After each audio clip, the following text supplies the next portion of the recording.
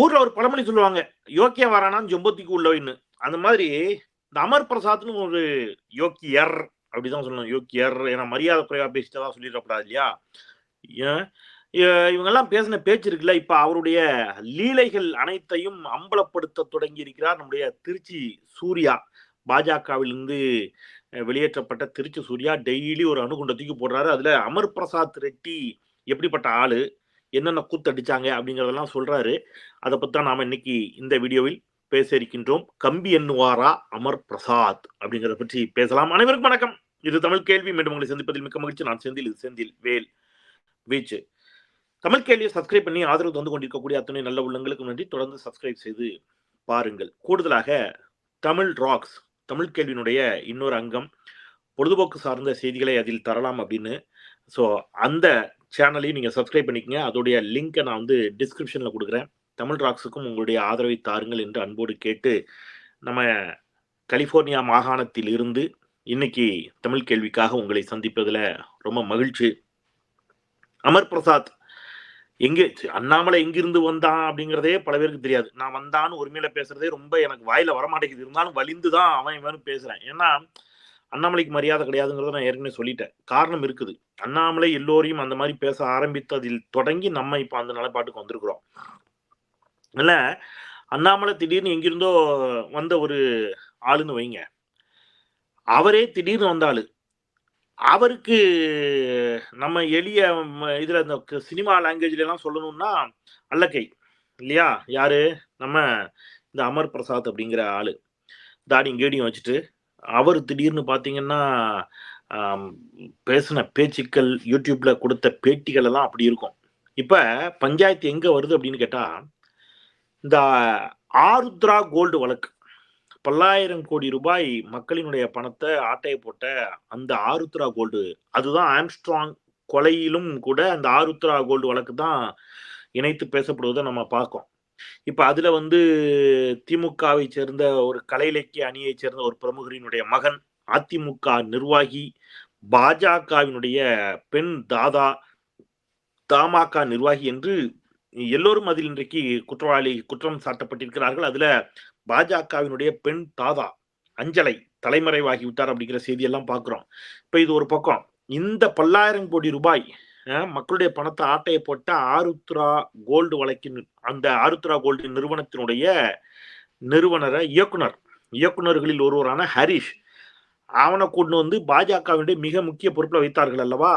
அதற்கு ஏகப்பட்ட கோடி ரூபாய் வந்து கைமாறி இருக்கிறது அப்படின்னு யார் குற்றம் சாட்டுறான்னா, நம்முடைய திருச்சி சூர்யா குற்றம் சாட்டுகிறார். அதுல வந்து அண்ணாமலைக்கு 200 கோடி, அவன் பேர் என்ன, நம்முடைய அண்ணாமலைக்கு 200 கோடி, அதே மாதிரி இவர் நம்முடைய கேசவ விநாயகம், அவர் தான் அமைப்பு செயலாளர், அவருக்கு 200 கோடி, நம்ம அமர் பிரசாத்துக்கு 100 கோடி என்று எல்லாம் 100 கோடி 200 கோடி தான். எதுவும் 1 கோடி 2 கோடிலாம் கிடையாது. சரியா? இப்படி பல 100 கோடி ரூபாய் இந்த மக்களுடைய வரிப்பணம் கொள்ளையடிக்கப்பட்டு, ஏமாற்றப்பட்டு, மோசடி செய்யப்பட்டு சம்பாதித்த பணத்தில் எந்த நடவடிக்கையும் எடுக்கக்கூடாது, அந்த ஹரிஸ் என்பவனை வந்து கைது செஞ்சிடக்கூடாது என்பதற்காக இவர்களுக்கெல்லாம் 200 கோடி 200 கோடி 100 கோடி என்று பங்கிட்டு கொடுக்கப்பட்டதே, அது உண்மையா இல்லையா என்று திருச்சி சூர்யா கேட்கிறாரு. நீ என்ன யோக்கிய மாதிரி பேசுற அப்படின்னு அமர் பிரசாத்தை பத்தி கேட்கிறாரு. நீ யோக்கியனா? நீ மக்கள் பணத்தை ஏமாத்துற காசை வாங்கலையான்னு.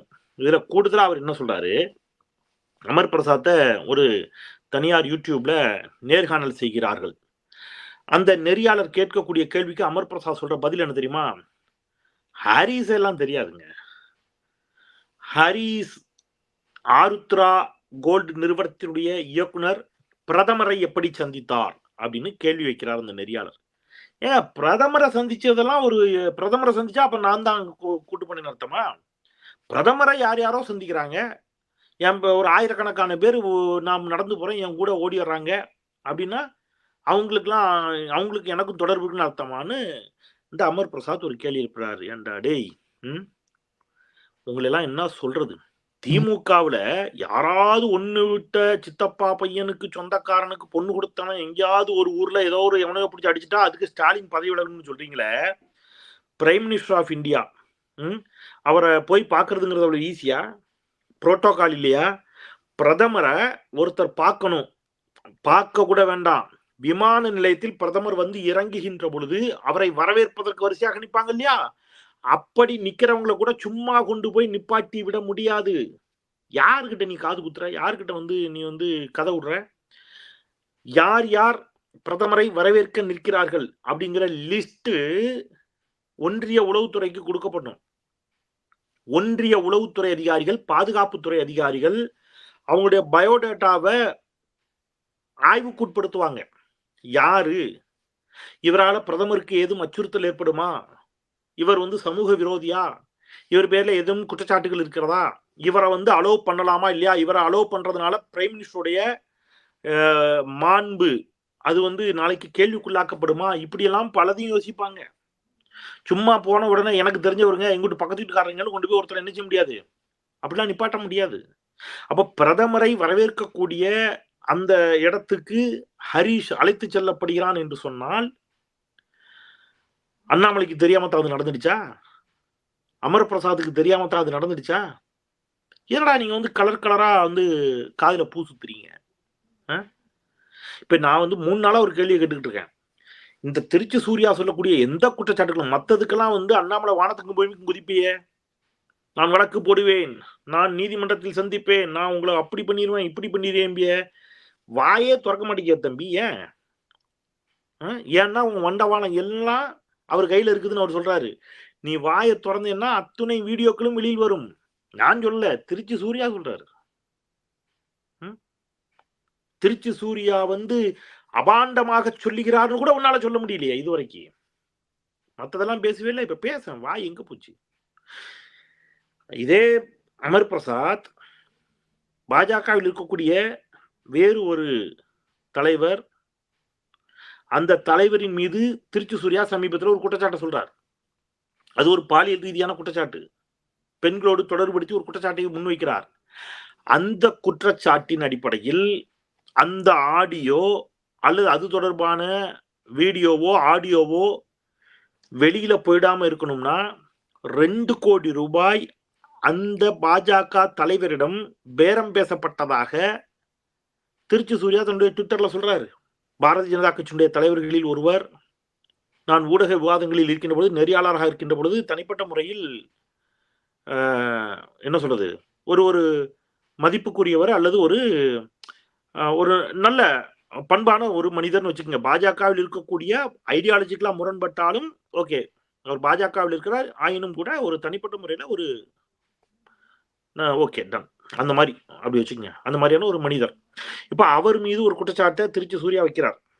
அது உண்மையா பொய்யா அப்படிங்கிறதெல்லாம் வந்து காவல்துறையை தான் விசாரிக்கணும், அல்லது வந்து சம்பந்தப்பட்டவர்கள் புகார் அளித்தால் அது குறித்து வந்து என்ன செய்யலாம், அது பேசலாம், உடைச்சு பேசலாம். இப்போ அப்படி ஒரு குற்றச்சாட்டு வந்திருக்குது.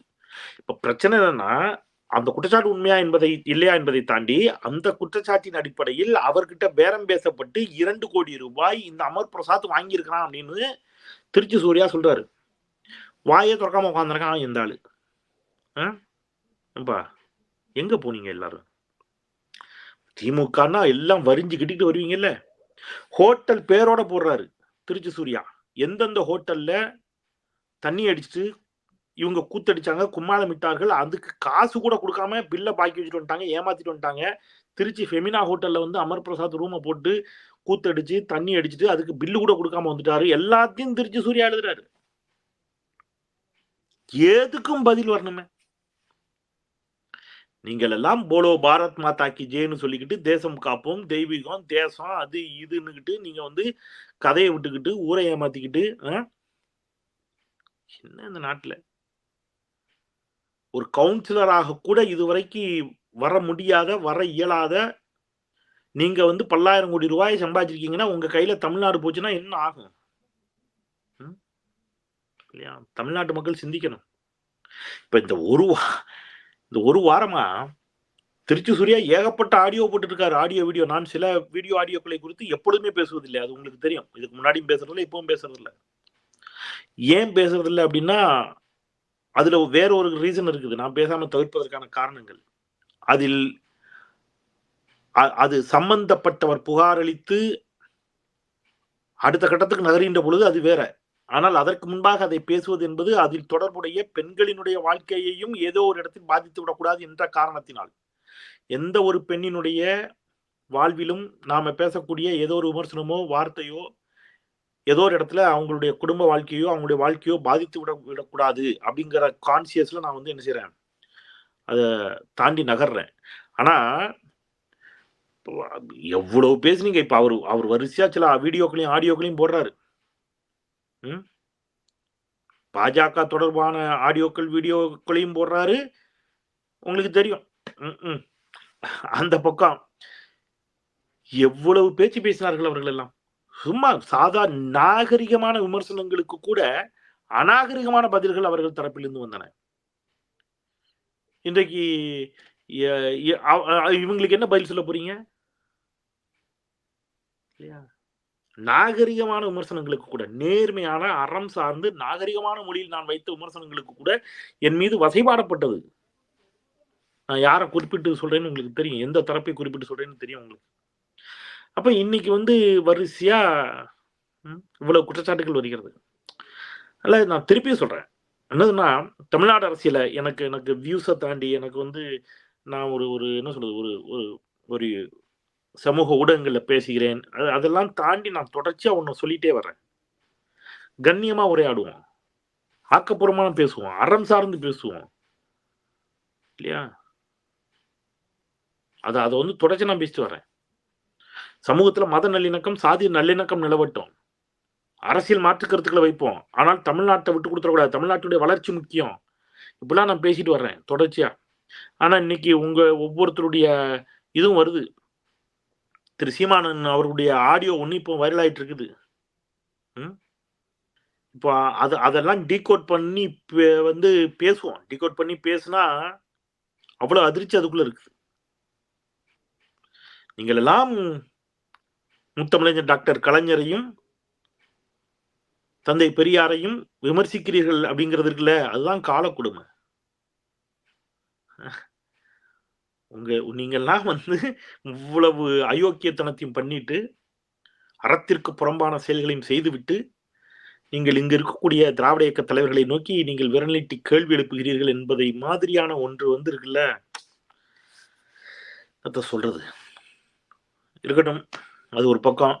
அப்புறம் தம்பி அண்ணாமலை, உங்க கட்சியில ரவுடிகளாக சேர்த்து வைத்திருக்கிறீர்கள் என்று டாக்டர் தமிழிசை சவுந்தரராஜன் சொன்ன போது உனக்கு கோபம் வந்துச்சு. இதான் இன்னைக்கு உங்க கட்சியை சேர்ந்த பெண் தாதா தலைமறைவு, உடனே நீ கட்சியை விட்டு நீக்கிற. இருக்கட்டும், ஆனா உங்க கட்சியில அப்ப ரவுடிகள் இருக்கிறாங்கிறது உண்மையாயிடுச்சுல, எனக்கு ப்ரூவ் ஆயிடுச்சுல்ல. தமிழ்நாட்டு இளைஞர்கள் கஞ்சாவால் சீரழிக்கப்படுகிறார்கள், நீ வந்து அதுக்கு திமுக குற்றம் சாட்டின. வர்த்தக அணி உங்க கட்சியோட வர்த்தக அணியினுடைய மாவட்ட செயலாளர் வீட்டுல கஞ்சா வச்சு வித்துக்கிட்டு இருக்கான், இன்னைக்கு கைது செய்யப்பட்டிருக்கான்.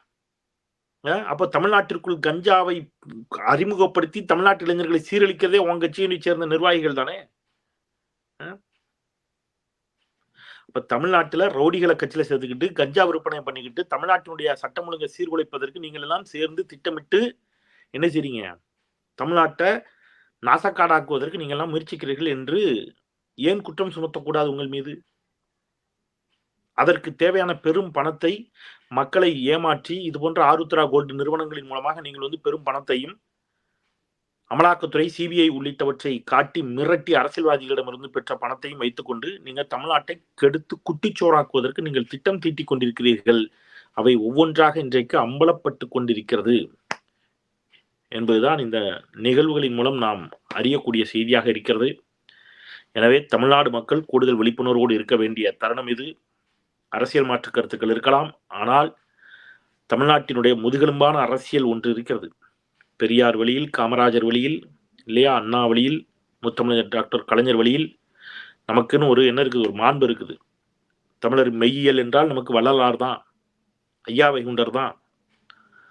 நம்முடைய அரசியல் முன்னோடிகள் என்றால் பெரியார், காமராஜர், அண்ணா, கலைஞர் தான். அதனால இந்த இந்த தமிழ்நாட்டினுடைய இந்த சிறப்புகளை சீர்குலைத்து தமிழ்நாட்டை இந்த பாசிச சக்திகளின் கைகளுக்கு தருவதற்கு இங்கே பல வேடதாரிகள் பல்வேறு வேடங்களில் சுற்றி கொண்டிருக்கிறார்கள். அவர்களுக்கு பெரும் பணம் வாரி இறைக்கப்பட்டு கொண்டிருக்கிறது. தமிழ்நாடு மக்கள் எச்சரிக்கையாக இருப்போம், அவர்களிடமிருந்து தமிழ்நாட்டை காத்துக்கொள்வோம் என்று சொல்லி மீண்டும் ஒரு முறை தமிழ் கேள்வியை சப்ஸ்கிரைப் செய்து உங்கள் ஆதரவை தாருங்கள் என்று கேட்டு விடைபெறுகின்றேன். குரலற்றவர்களின் குரலாய் நான் செந்தில். நன்றி.